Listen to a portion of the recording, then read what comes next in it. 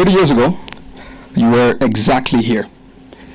36 years old, probably younger than a few people in this audience, maybe not me, but a few people here. Outnumbered significantly, facing the reality that hundreds of thousands of people's lives, including some of your relatives, were at stake. Mr. President, take us back a little bit. We want to understand what was your state of mind in that specific moment when you gave the order that started the campaign to fight against the genocide against the Tutsis. Thank you.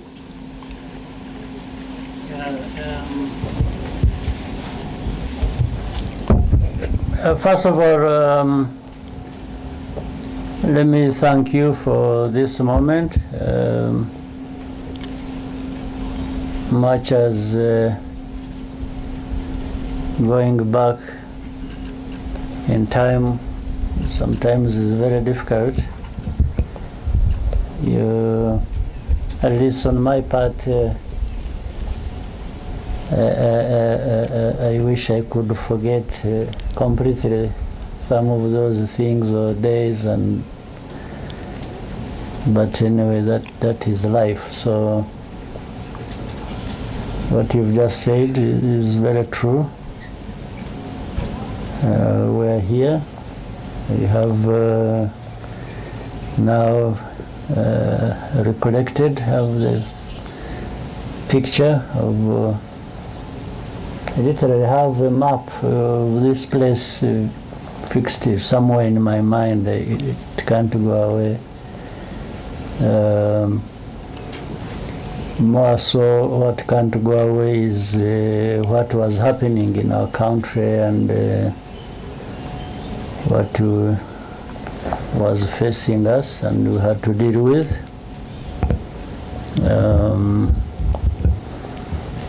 You know,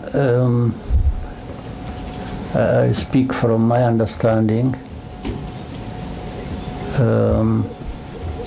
When you are faced with a situation like that was at the time, there are a few things that come to your mind, and there are a few choices. Either you face what it is, however difficult it is, and invest everything in you to deal with that, or you break down and run away. There is really nothing in between. Either you do something and or don't do it, and the consequences either way are very obvious. But at that time, sometimes it is not obvious. You only come to think about it later. So, from the beginning, when the struggle started, we understood the magnitude, the weight we have to carry in doing what we are trying to do and achieving what we had in mind. We never underestimated, but it turned out to be even much bigger, much more complicated than anyone could have thought. But still, we were there, so you had to deal with it the way it happened. So what was it that was in the mind? You don't want to go too far ahead of yourself, because if you do that, you probably will make a mistake, because either you are thinking about defeat or thinking about victory, which has not happened. And if you thought of one, if you are sure you are going to succeed, it may end up actually being a failure. Or if you think you have already failed, that means you're not going to try as much as you could have, and you may actually end up with a failure when it could have been different, when you could have succeeded if you tried everything you could. So here, this is the place where so many things happen. First of all, taking this place and occupying it and turning it into headquarters for the RPF and the RPA combined must have happened in 1992, I think around April maybe, if I remember, or towards that,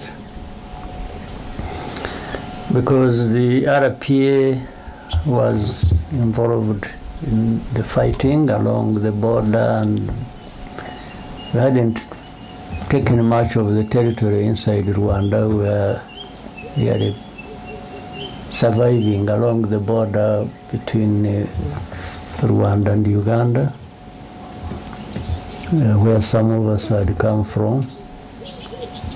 And so the RPF, meaning the chairman, the commissioners, were not part of the fighting force. We are staying in different parts. In fact, we had the headquarters in Brussels, Belgium, but we also had another in Kampala, Uganda. That's where it all started. And then sub-headquarters in different parts of the world. So when we took this place, we were able to bring the two closer together, or really together, the RPA and the RPF, and this became our headquarters after taking, because, you know, a little bit of history. When the war started, 1990, I was before that, I was serving in the Ugandan army and so on and so forth. Most of us were, or a number of us. And when the war started, I was not anywhere near here. I was attending a military course in Kansas, Fort Leavenworth, Kansas. Command and General Staff College. Yeah, but I had now to work my way back to be here with the rest. So when I came, I found chaos. Because the first leader of our struggle had been killed on the second day of the attack, Fred Rwigema, and so understandably, it was already a difficult situation. Then an organization loses a leader, and what follows is easy to understand. So when I came back,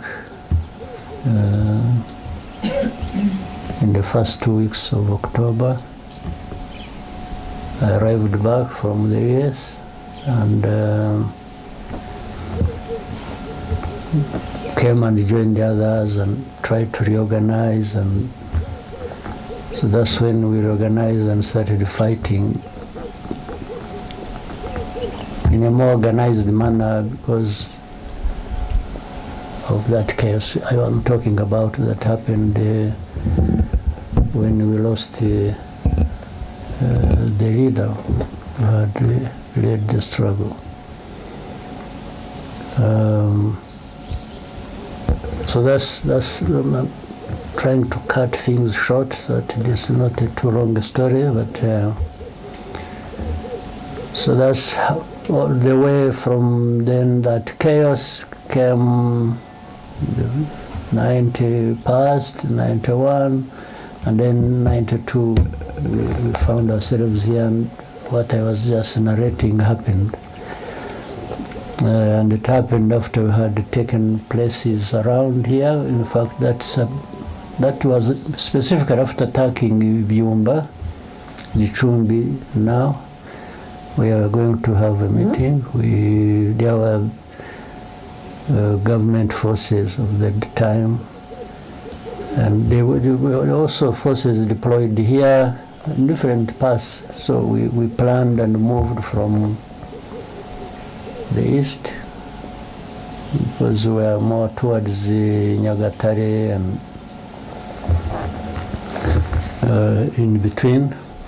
We were trying to survive.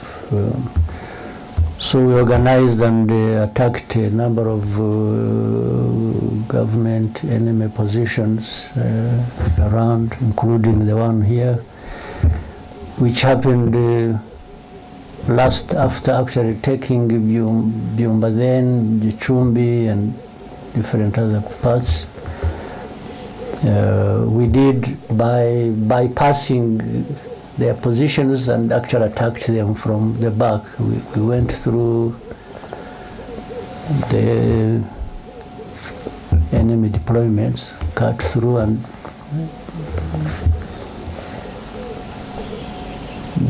those who were here didn't know we had attacked Byumba then, and the others then a place called Rukomo and other places, Bungwe, and I don't know whether they still bear those names. I haven't followed over it, but so then we took this place because our positions were now far ahead, so this was more or less protected, and that's why we turned it. We had the headquarters. It was making it easy for us because from here to the border, I think, is about 30 kilometers, maybe, something like that. So we would operate going forward and spread wherever we needed to. But at the same time, we had access to the border with Uganda, and that's how most of the time we used to get food and medical supplies and other things we needed. So it was easy, this position was easy to connect us with the world, but to connect us with the country, and enabled us to carry out the operations we had to carry out. So we grew from here quite fast, and yeah, so that is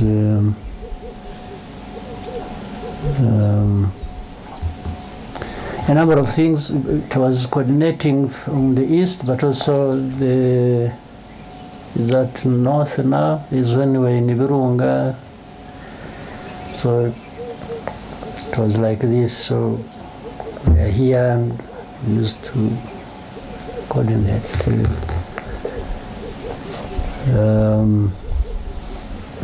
So what was in my mind when it came to the time, there came a time, there were peace negotiations and in Arusha, and then it failed. And I remember in 1993, was it 93, February 8th, I think, the Arusha peace negotiations failed, and because the government had started killing people in Kibirira, they started killing Bagogwe in those areas, and we told them we can't be here talking peace and then they kill people again, so that means we are going to fight again. And so the negotiations failed in 93, 1992. We stopped because of that and resumed fighting. In fact, that's when we took now a much bigger territory than we even had when we resumed fighting later on. We spread and so from 93 February, we had, because of ceasefire and peace negotiations, we got an opportunity and trained fighters, and they were ready for the next task, meaning when the ceasefire broke, then we resumed fighting. We took, you heard of, there used to be a demilitarized zone that you have heard about. When we took a territory, then there was a global outcry and everybody was descending on us, and they thought we were going to take Kigali actually. But I don't think, much as we could easily have militarily from the operational point of view, we would have easily taken Kigali, but I thought politically it would be a big mistake, and that's why I prevailed over.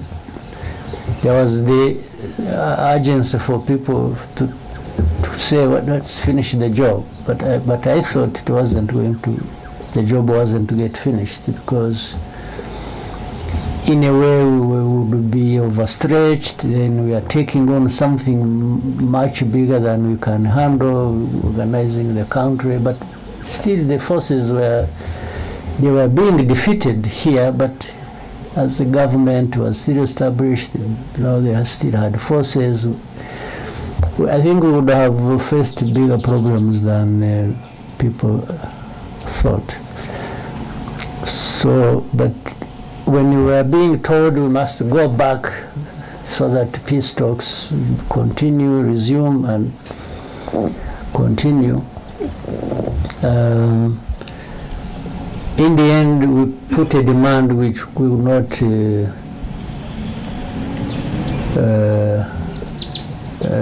relinquish. We demanded that for the areas we have taken a big part of the country as a result of breaking the ceasefire by government and so on and so forth. We cannot return this area or these positions to the government. They've lost that, and they've lost it because of their own big mistake. So we compromised to make things simple for everybody. We actually gave in to some demands, but created a formula that would allow us to take it. We said, if we leave this place, it should be demilitarized, and maybe UN, or there was also at the time some African Union observers who were here, and said they should monitor this area. The government should stay where we pushed it to, and for us, we have no problem going back to our positions. And this area in between remains a demilitarized zone. But we had already registered a huge victory. We were able to connect with the people in the country to a great extent. It put pressure on the government because they really got a very bad beating, and they were now open to more serious discussion. And that's what. So everything was being coordinated now from here, from Murindi. So when came the genocide, even before that, we used to monitor everything happening. We used to monitor militias being trained in the There are hundreds of thousands in every district, as we have them now.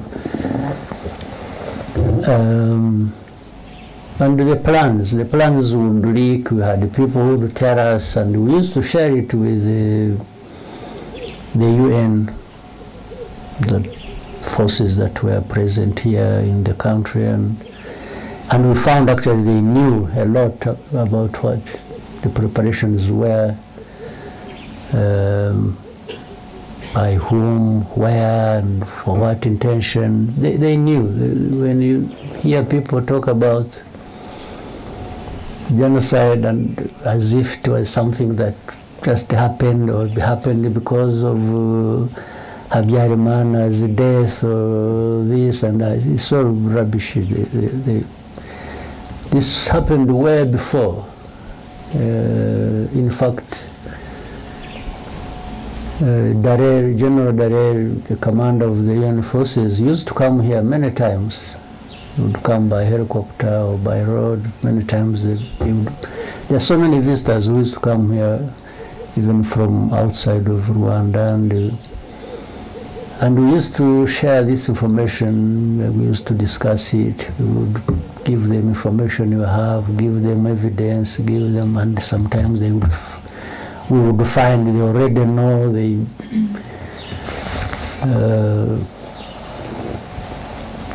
So, yeah, there's a particular question you raised, what the feeling was when things were happening, including when genocide started. You know, it is hard to go back and tell people what you are thinking. Honestly, I don't even remember some of the things I was thinking. Things were happening so fast, and it was so stressful, and I spent more time and energy trying to stabilize myself so that I don't collapse under the weight of everything. But focused on saying, first, if it is fighting, we must fight to win. If it is even politics, we must do the right thing politically, still make progress. And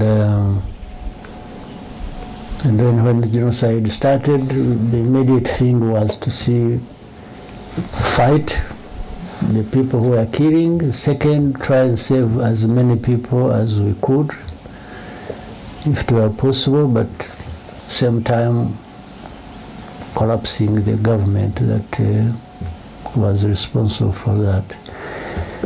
While we had many people, there is not a person even here, I'm sure among you, there is not a person here who doesn't have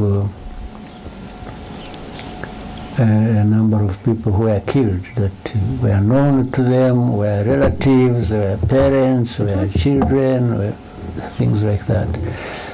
And by the way, it is because I've asked many times. You see, in a situation like ours, genocide is happening. There are perpetrators, there are victims. But overall, there is nobody who is not dying on either side. You are killing people, in a genocide, you are therefore going for those you are targeting.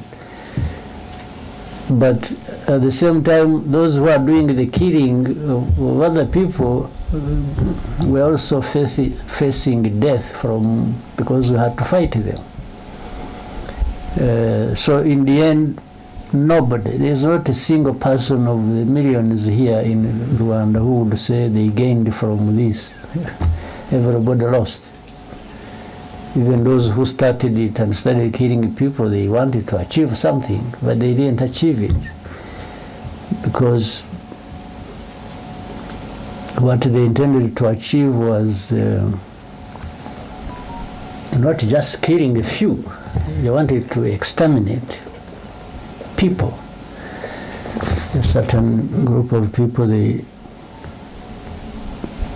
thought it deserved that, or they wanted to kill. So it didn't happen because not everybody died. There is always going to be people who will remain alive. And so I think that's what else you want me to tell you?